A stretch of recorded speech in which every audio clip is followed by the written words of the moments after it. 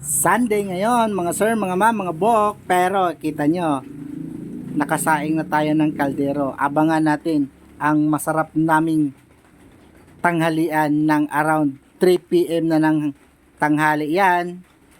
Pero lunch pa yan. Yun oh, kita nyo naman yan oh. O see?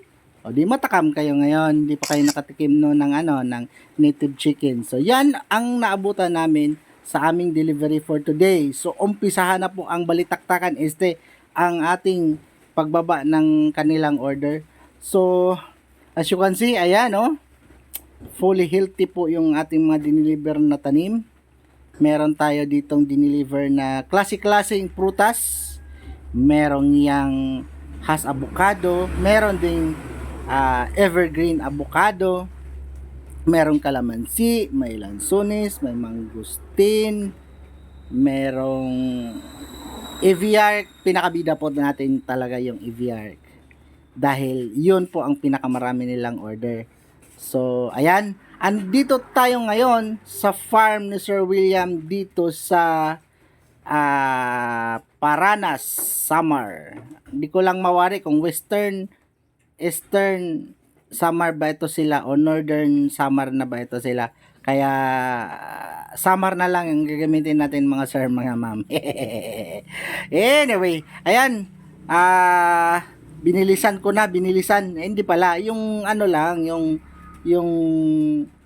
speed lang ng pag-play natin yung binilisan, pero tamang-tama lang, chill lang yung pagbaba natin. So tumulong na rin tayo dyan. So ika nga, unity is the best policy. So ayan, natapos din tayo.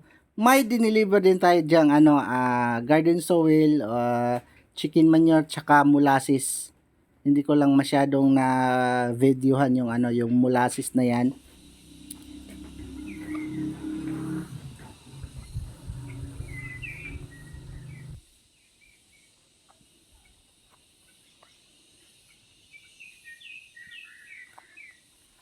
Ayan, binugad natin yung after natin maibaba yung mga diniliver nating pananim, dahil malayo pa ito, around mga 150 meters ito, papasok.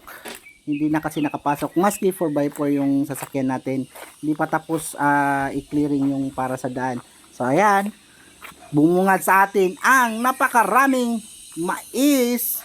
Yung mais na ito ay sweet corn. So of course hindi ko na ipapakita kung gaano kasarap, kung matatakam kayo, dahil alam ko maglalaway talaga kayo. So hindi ko na lang ipapakita niyan, pero kakaharvest lang yan nila at ihain din yan sa amin. But anyway, ayun, yung kita nyo naman yung bahay na yan, meron yan kambing, merong baka. So ongoing, integrated farm ang lalabas nito. May mga gulay sila like kalabasa, talong, okra. Meron din sila yung sili na umabot ng 1,000,000. Ay sorry, 1,000 pala. Anyway, so ang farm na ito ay naokula namin last year around 5 hectares.